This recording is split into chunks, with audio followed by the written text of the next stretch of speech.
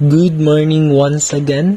After my two members have discussed about the history and context of El Filibusterismo, now I am going to discuss the different relevance about the novel of Jose Rizal.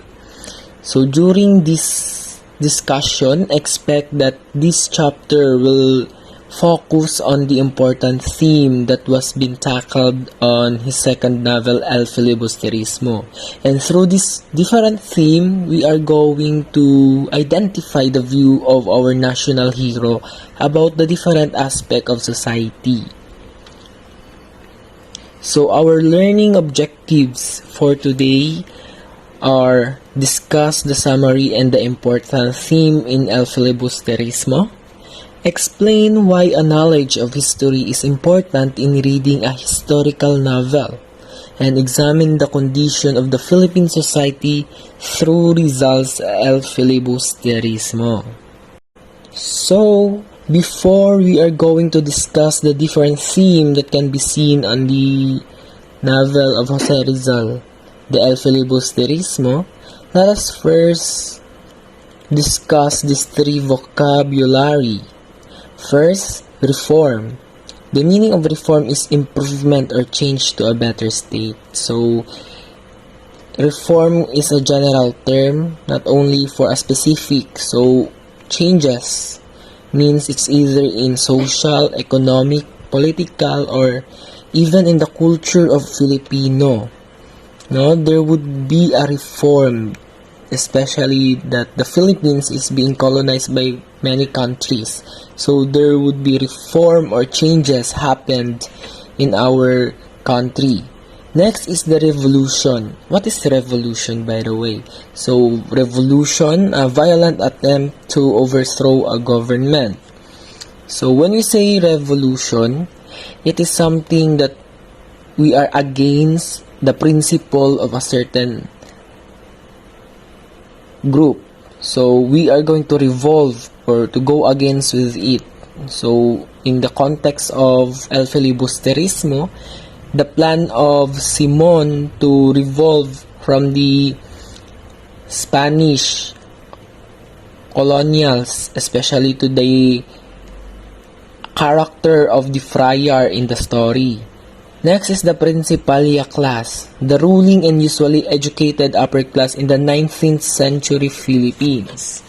So, I am not going to discuss anymore this Principalia class because if you have watched the video about the 19th century, then this Principalia class was being explained, detailed during the video. Now, let us proceed.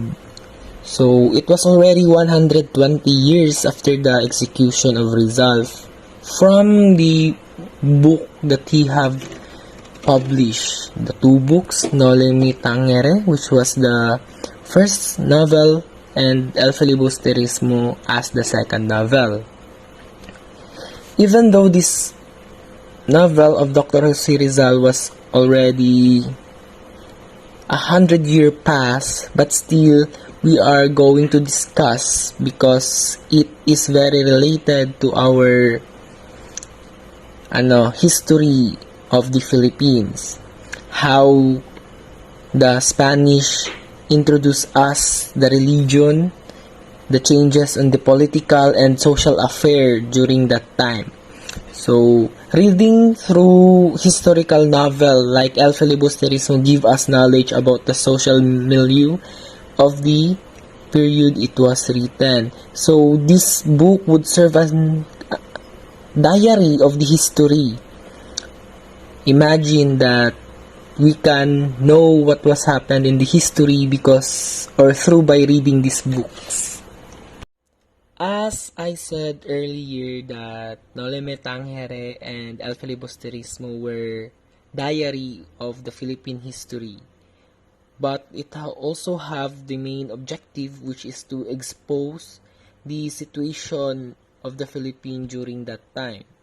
For Renato Constantino, he have wrote something about the relevance or how important Rizal teaching for us Filipino people And for historian Humbert Ocampo, he explained related in regard with the El Filibusterismo story why Simon failed.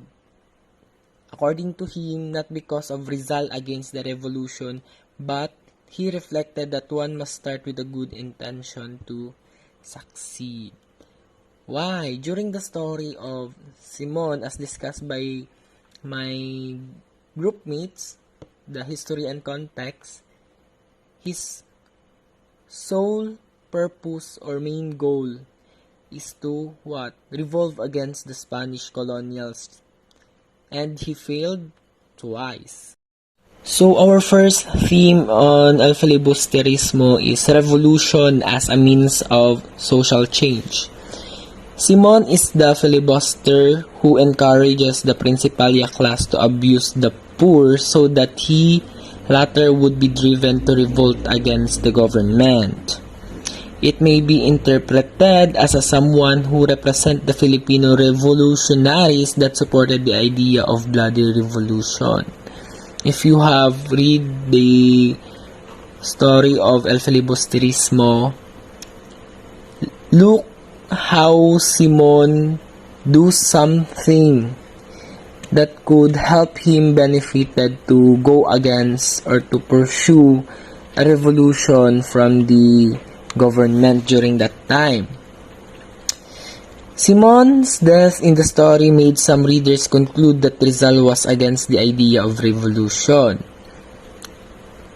Failed uprising in the narrative were interpreted as Rizal's abhorrence of violence and bloodshed.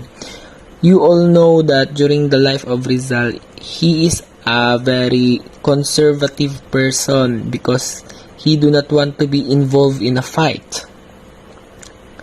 Together with other reformists like Marcelo H. Del Pilar, regarded reform and assimilation as the first step towards Philippine independence. So for Rizal and to other reformists just like Del Pilar, it is not the revolution is the answer for independence.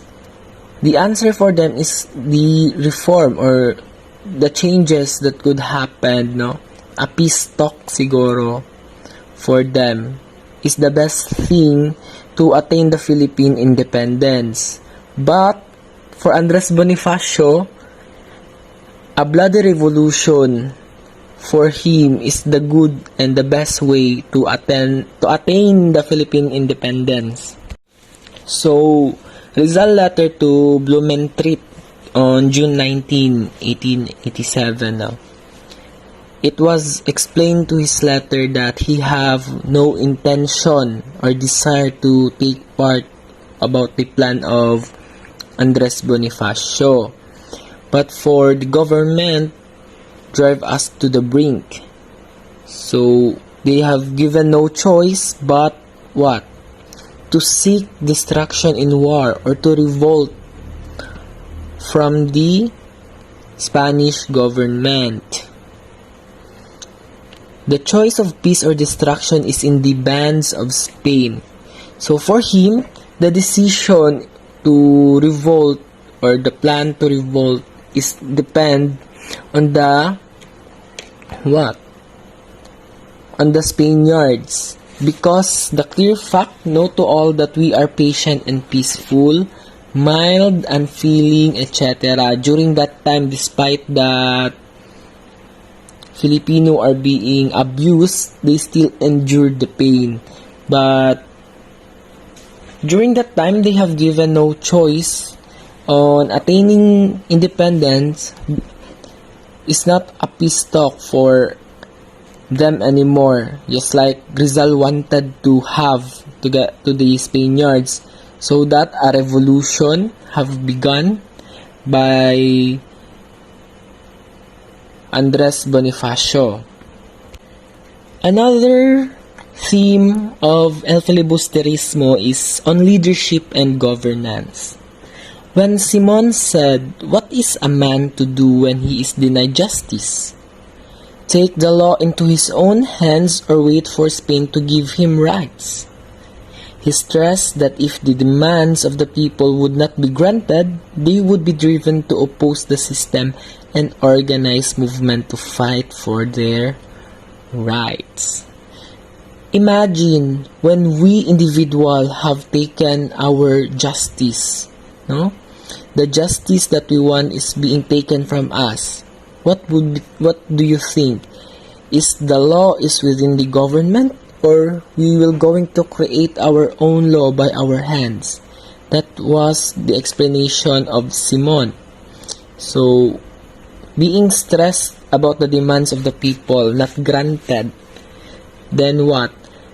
You are going to initiate something to oppose that, or organize something that you could fight for their rights. Right now, in the recent problem in the Philippines, the main problem about these rights and justice is the issue related to LGBTQIA+ community, that they want to achieve the legalization of this third gender basis and agree for the same-sex marriage. So they are putting the law within their hands. So since also some of the government officials do not agree with it, so they are trying their best. Just like here what Simon said. During that time, Rizal was being admired as a good leader. To his colleagues in the propaganda movement also respected him because he showed a kind of leadership that was not motivated by personal interest. Rizal also condemned the friar-led officials for their greed, corruption, and exploitation of the natives.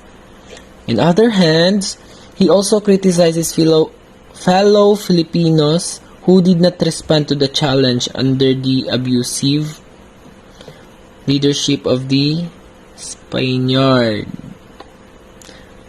Look how Rizal down to earth is, despite being insulted by many different people, being judged, he still have this moral character, no, to be a good leader.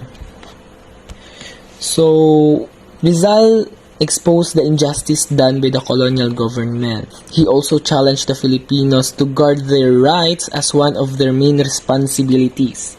All this can be achieved if the leaders have moral fiber and are ready to give up their personal interests for the welfare of their constituents. So, how did Rizal expose the injustice done by the colonial government? Of course, the answer is within the two novels that he have created, where it depicts or show the system during that time on how abusive those friars and other Spanish official is. Also, according to him, that if you want to be a good leader, you must give up their personal interest for the welfare of their constituents. For Rizal, imagine Rizal gave up his life, no? Despite that he was being only accused that it was all his plan to revolt around the Spanish government. So what did he do? He tried to save himself, but still being killed by the Spaniards. So he gave up his personal interest to achieve the peace talk within the Spanish government during that time, because he let himself killed by the Spanish people. And what makes us achieve our independence is the bloody revolution led by the KKK, or especially Andres Bonifacio. On education and language, Simon was planning to launch the revolution. Students, including Basilio, were also fighting for the establishment of a school that would allow natives to learn the Spanish language. Also, Simon reacted against the project advocated by the students. For him, it would mean that the death of national identity in the institutionalization of tyranny. So, in chapter 6, Basilio, and chapter 7, Simon. So, during that time, according to the life of Rizal, 22 language, he learned 22 language, no? So, it is very important also that we must preserve our language because in Filipino, it was our pagkakakilanlan as a Filipino people. So, during the story in El Filibusterismo, he also planned to include Basilio, the son of Sisang Baliw. Simon expressed his disapproval for the students' program, convincing Basilio to join him in his plans of revolution instead. He questioned the students' advocacy and said, "What will you be in the future? A people without character? A nation without liberty?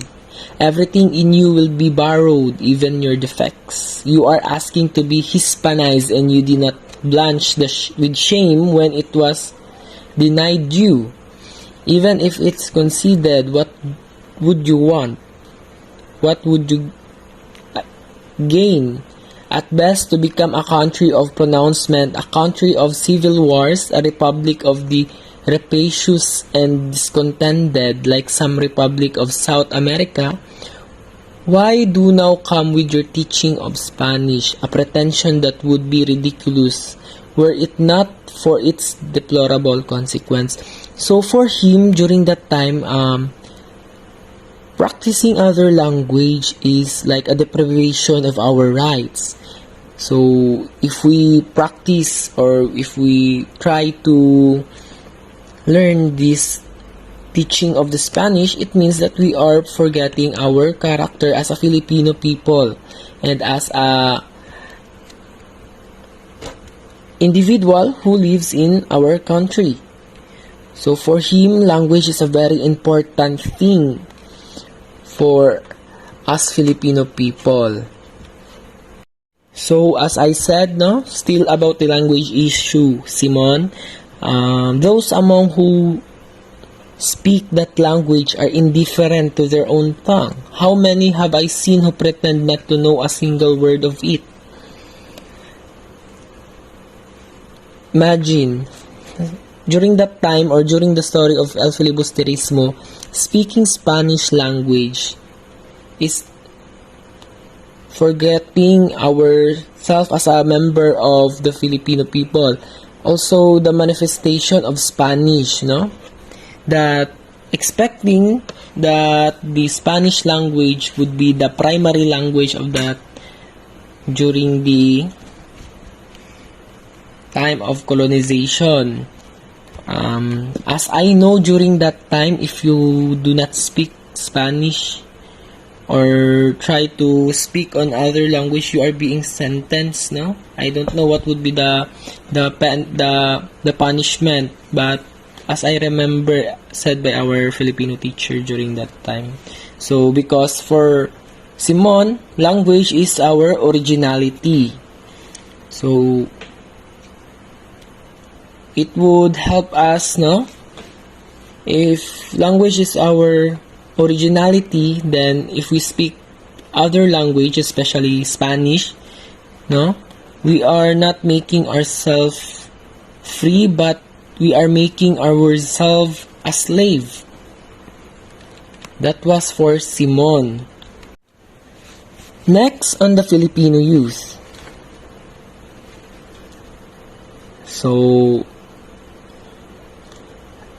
we must not read this in the PowerPoint. So let us focus doon sa ang kabataan ang pag-asa ng bayan.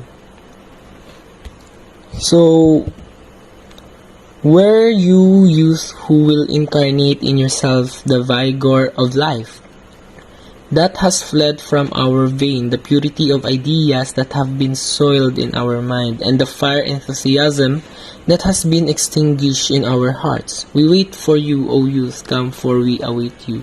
So, in the story of El Filibusterismo, Padre Florentino is a patriotic Filipino priest. And to Rizal,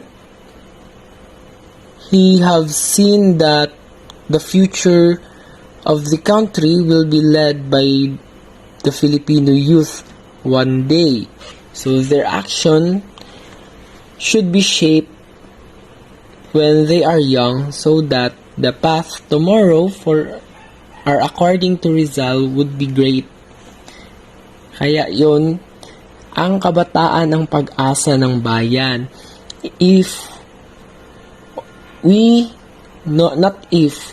we must hone the character of the youth right now. Why? Because in the future, that character that we have been taught to them would be the great weapon for not only for themselves but also for the benefit of the nation. The important role of the youth in challenging the government as seen in the effort of students like Basilio and Isagani to organize themselves and unite to call for reforms, changes. For Simon, it was a way of embracing the Hispanization of the country. So, if you are going to study the Spanish language, if you are going to adapt with the Spanish culture, then you are embracing Hispanization during that time. On the other hand, it could do if they wanted reform from the government. So, if they do not want to study Spanish, then they must seek reform. So, let us sum up the idea.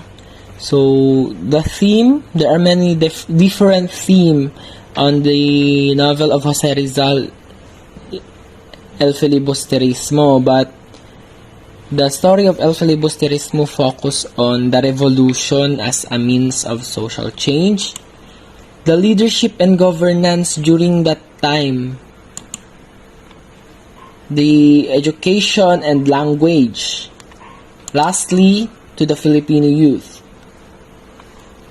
If you did not understand or you did not comprehend all the idea, you can rewatch this video slowly or repeatedly so that you have or you would totally understand the different theme that the El Filibusterismo or the novel of Rizal have given.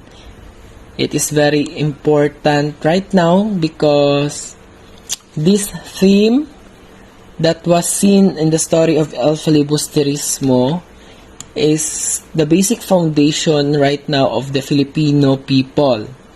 It would be the belief, yung pinaniniwalaan na nila ngayon.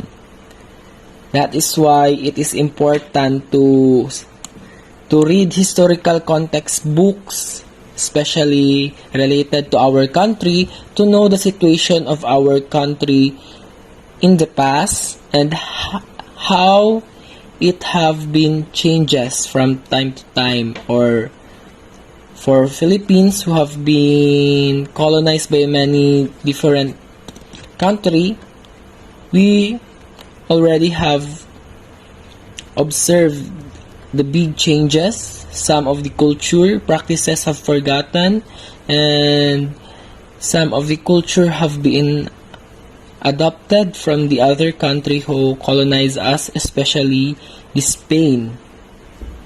So that would be all. Thank you.